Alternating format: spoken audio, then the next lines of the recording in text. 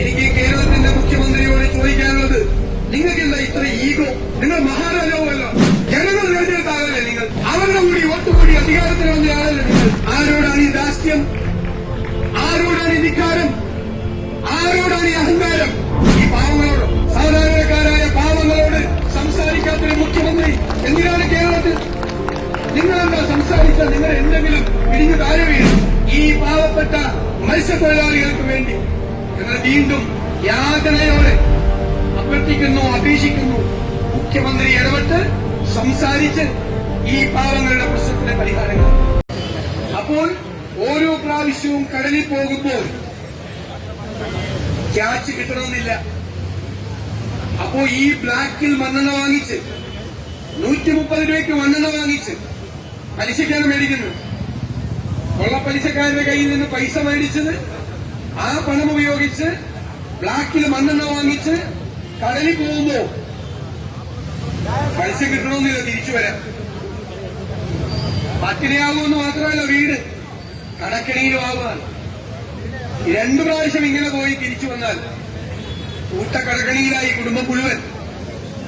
ഇങ്ങനെ ഒരു കാലത്തും കാണാത്ത തരത്തിൽ മത്സ്യത്തിന്റെ ലഭ്യതക്കുറവ്, മണ്ണെണ്ണയുടെ വില, തീരശോഷണം, അപകടങ്ങൾ, മുതലക്കുഴിയുടെ ഉൾപ്പെടെയുള്ള അപകടങ്ങൾ, ഇങ്ങനെ മത്സ്യത്തൊഴിലാളിയുടെ ജീവിതം സങ്കടകരമായി മാറിയിരിക്കുന്നു. അവർ സമരം നടത്തുന്നു, 100 ദിവസമായി സമരം നടത്തുന്നു. 1-2 മന്ത്രിമാരൊക്കെ പോയി ചർച്ച ചെയ്യും. ഈ പോകുന്ന മന്ത്രിമാർക്കൊന്നും ഇതിനെക്കുറിച്ചുള്ള കൃത്യമായ ഗ്രാഫ്യമില്ല. രണ്ടാമത്തെ കാര്യം, ഇവരുടെ പ്രശ്നങ്ങളോടൊരു ഹൃദയപൂർവമായ നിലപാട് വേണ്ടേ? മനസ്സ് വേണ്ടേ? മനസ്സുമായിട്ടല്ലേ ചർച്ചയ്ക്ക് പോകേണ്ടത്. അതില്ലാതെ യാന്ത്രികമായി ചർച്ച നടത്തുക. പോകുന്ന മന്ത്രിമാർക്കൊരു മാൻഡേറ്റ് ഇല്ല, എന്ത് തീരുമാനിക്കണം, എന്ത് പറയണം എന്ന്. 100 ദിവസമായി സമരം നടക്കുക. ഞങ്ങൾ നിരന്തരമായി ആവശ്യപ്പെട്ടു മുഖ്യമന്ത്രി മുൻകൈയെടുത്തൊന്ന് ചർച്ച ചെയ്യണം. അവർക്ക് വാടക കൊടുത്ത് പുനരധിവാസത്തിനുള്ള സംവിധാനം വേണം. അവരോട് സംസാരിക്കണം. 5000 രൂപ കൊടുക്കാം എന്ന് ഏകപക്ഷീയമായി പറയുക. 5000 രൂപ കൊണ്ട് കൊടുത്തൊരു വീട് കിട്ടും. ഈ വലിയ തുറയിലെ സിമന്റ് ഗോഡൌണിൽ കിടക്കുന്ന ഒരു പാവപ്പെട്ട കുടുംബത്തിന് നിങ്ങൾ 5000 രൂപ കൊടുത്താൽ തിരുവനന്തപുരത്തിന് വാടക വീട് കിട്ടും. കിട്ടുമെങ്കിൽ നല്ല കാര്യം. 5000 രൂപ കൊണ്ട് കൊടുത്താൽ ഒരു വീട് കിട്ടും. അതിന്റെ അഡ്വാൻസ് കൊടുക്കേണ്ടി വരും 3 മാസത്തെ, അല്ലേ? ഈ 5000 രൂപയ്ക്കും കിട്ടില്ല. അപ്പൊ പ്രായോഗികമായി ആ ഷെഡിൽ കിടക്കുന്ന, ഗോഡൌണിൽ കിടക്കുന്ന കുടുംബങ്ങളെ പുനരധിവസിപ്പിക്കണമെങ്കിൽ യാഥാർത്ഥ്യബോധത്തോടുകൂടി അവരുമായി ചർച്ച ചെയ്ത് തീരുമാനമെടുക്കണം. ലോങ് ടേമിലുള്ള കാര്യങ്ങൾ തീരുമാനിക്കണം.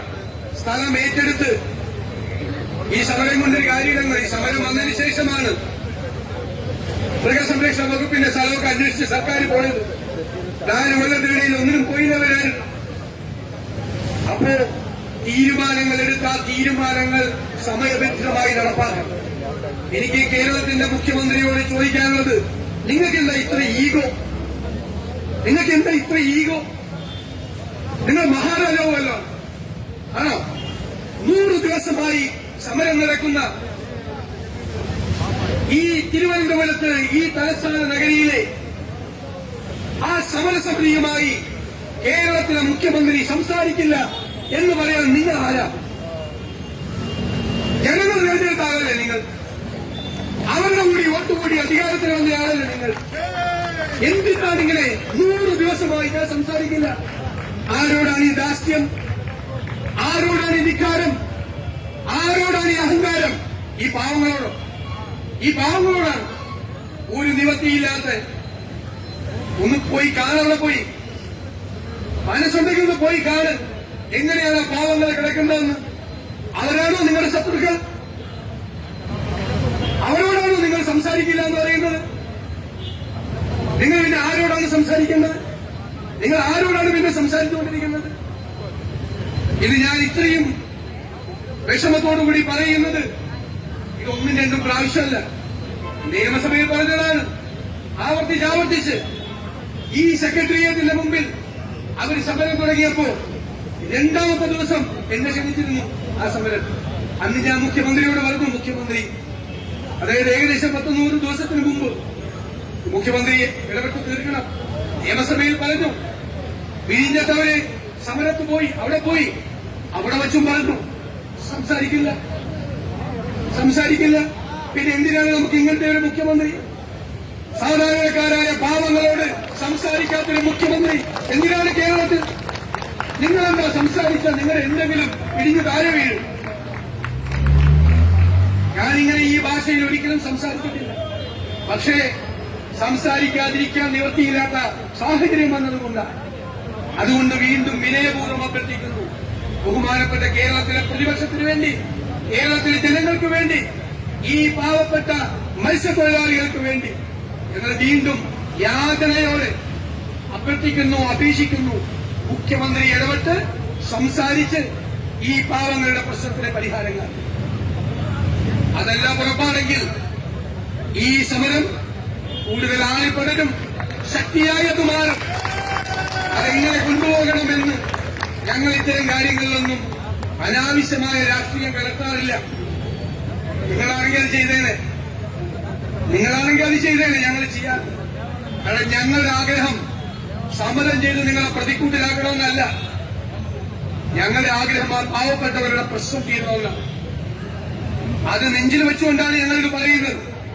അതുകൊണ്ട് ഇത് ഏകപക്ഷീയമായി ഇതുവരെ പോകുന്ന രീതിയിലാണ് പോകുന്നതെങ്കിൽ വരാനിരിക്കുന്ന ദിവസങ്ങളിൽ ഒരുപാട് സമരങ്ങൾ, തീഷ്ണമായ സമരങ്ങൾ കാണേണ്ടി വരുമെന്ന് മാത്രം ഈ അവസരത്തിൽ മുന്നറിയിപ്പ് നൽകിക്കൊണ്ട് ഈ പരിപാടി സംഘടിപ്പിച്ച തിരുവനന്തപുരം ജില്ലാ കോൺഗ്രസ് കമ്മിറ്റിയെ അഭിവാദ്യം ചെയ്തുകൊണ്ട്, ഈ പരിപാടിയിൽ പങ്കെടുക്കുന്ന പ്രവർത്തകരെ മുഴുവൻ അഭിവാദ്യം ചെയ്തുകൊണ്ട് ഞാൻ ഈ പ്രതിഷേധ സമരം ഉദ്ഘാടനം ചെയ്തതായി അറിയിക്കുന്നു. നന്ദി.